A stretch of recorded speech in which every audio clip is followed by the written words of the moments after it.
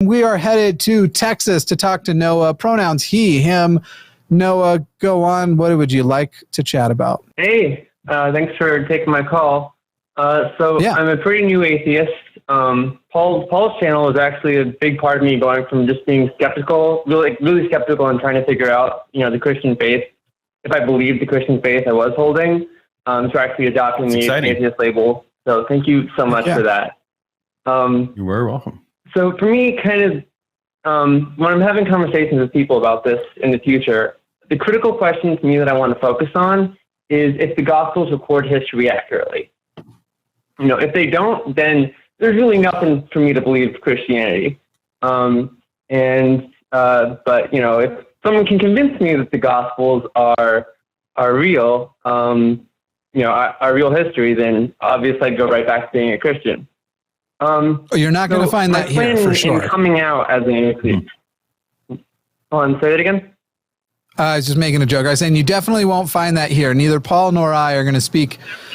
Are going to convince you of the factual historicity of the Gospels. Yeah, I don't think there is any reason to believe it, but I want to be having good faith conversations with theists in the future. Sure.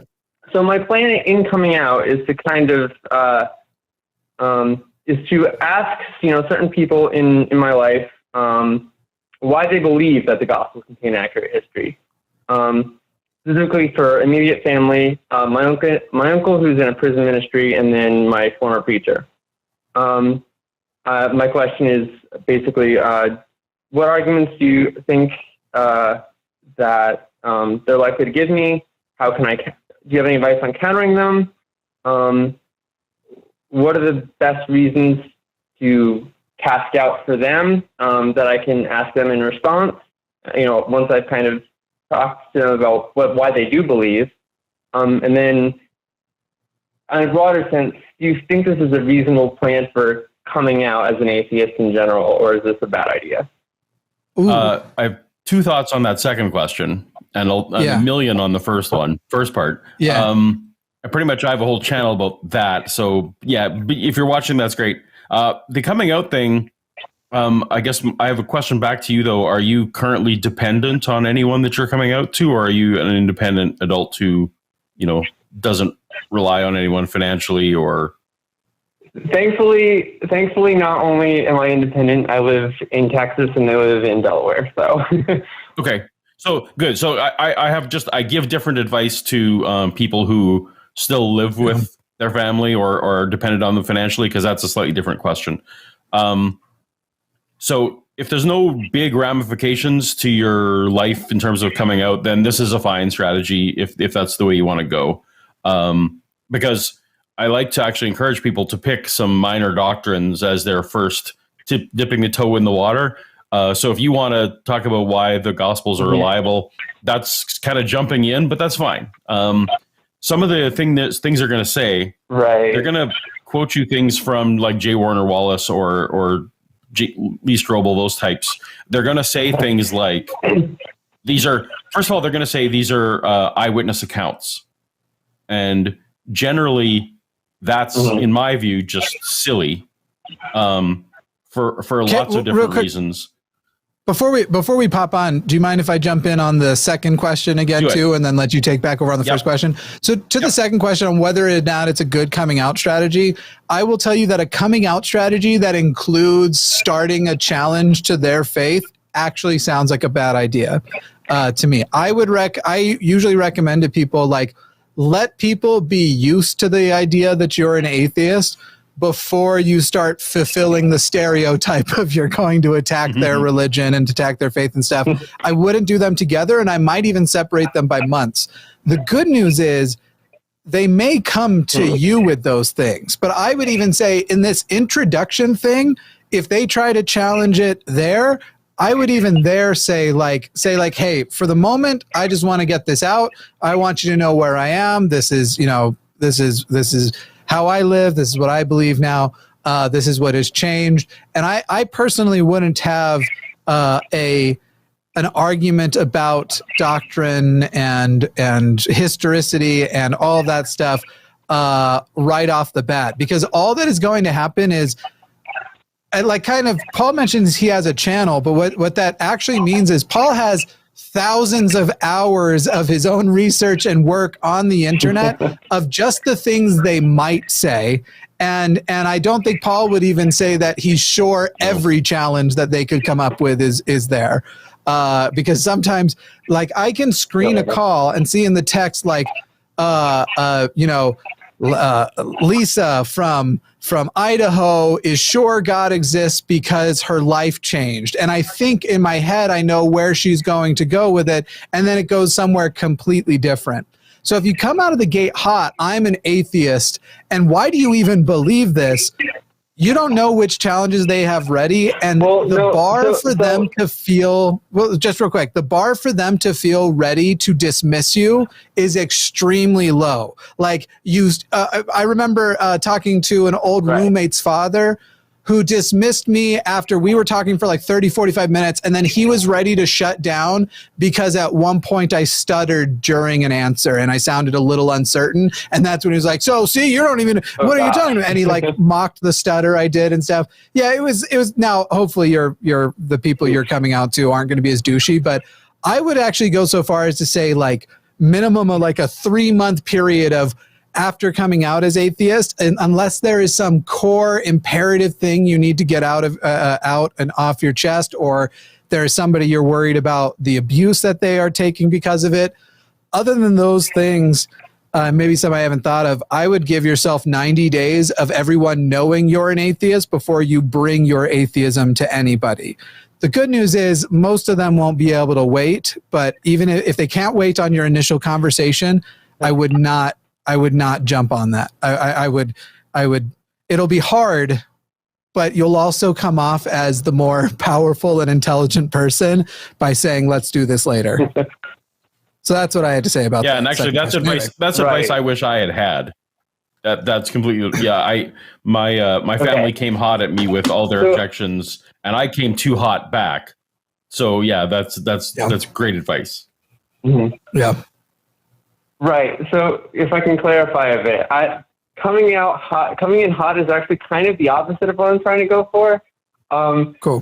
So basically what I want to avoid is just coming out and saying, oh, I'm an atheist now. I'm terrified of the backlash that's going to be from that. I'm going to get bombarded with these conversations with more people than I want to take on, rather than selecting a few select people I want to start having these conversations with.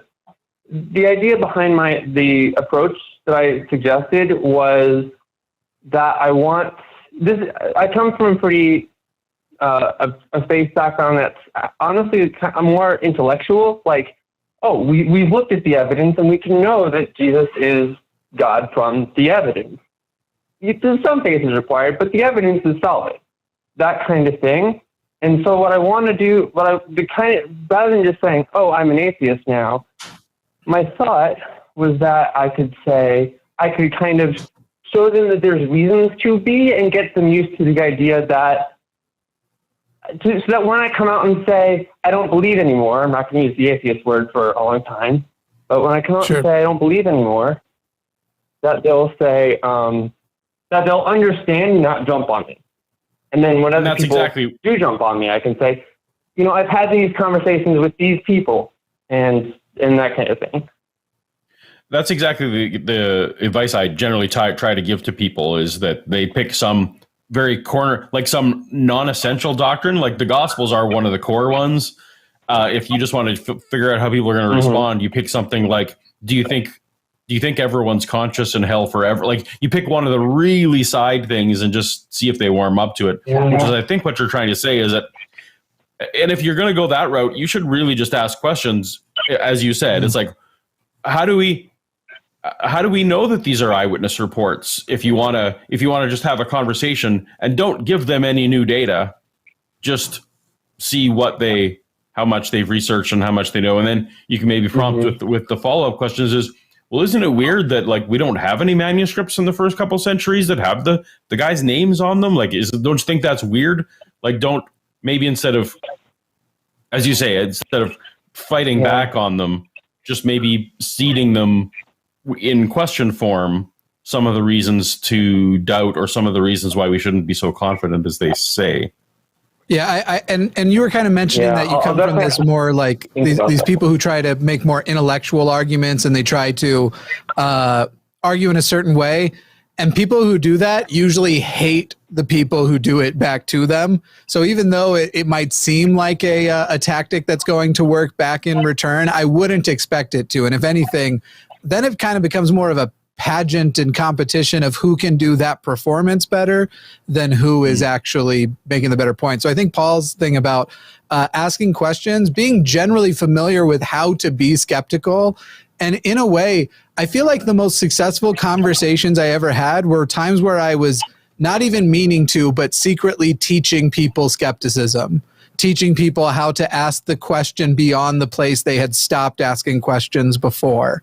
And so that would be the way I would go. Sorry, I'm getting a little smirk on my face because I've just realized that there is an individual in the live chat named Titan Uranus, and I just got the joke, and now I'm stuck. Nice.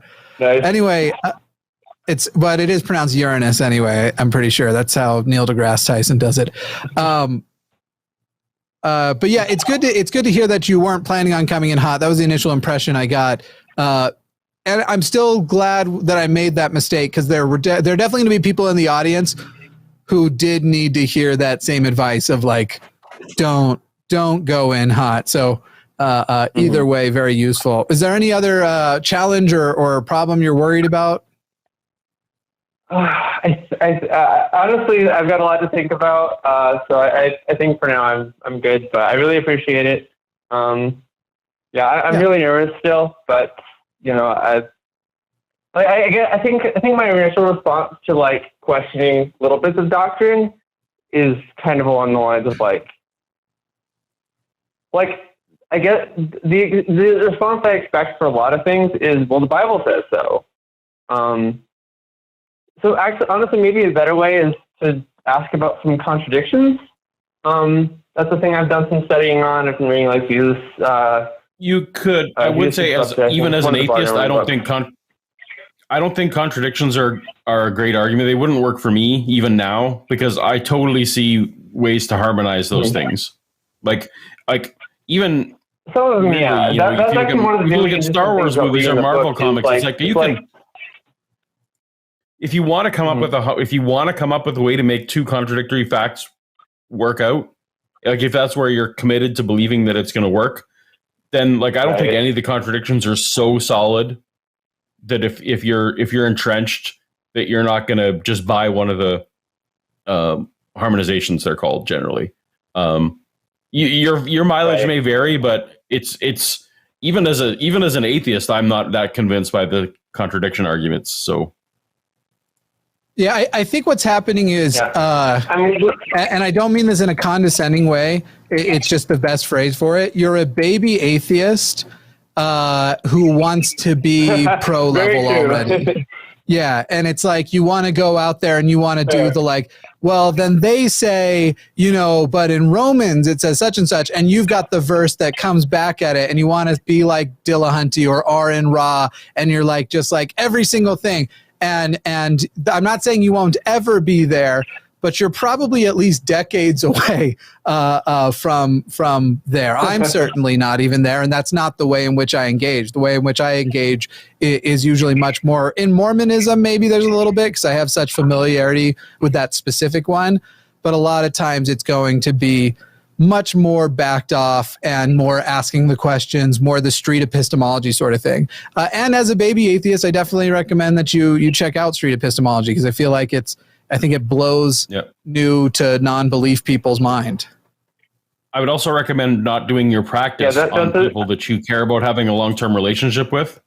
If you care about having a long-term relationship with some people, they're not the best people to practice your debate skills on. Yeah.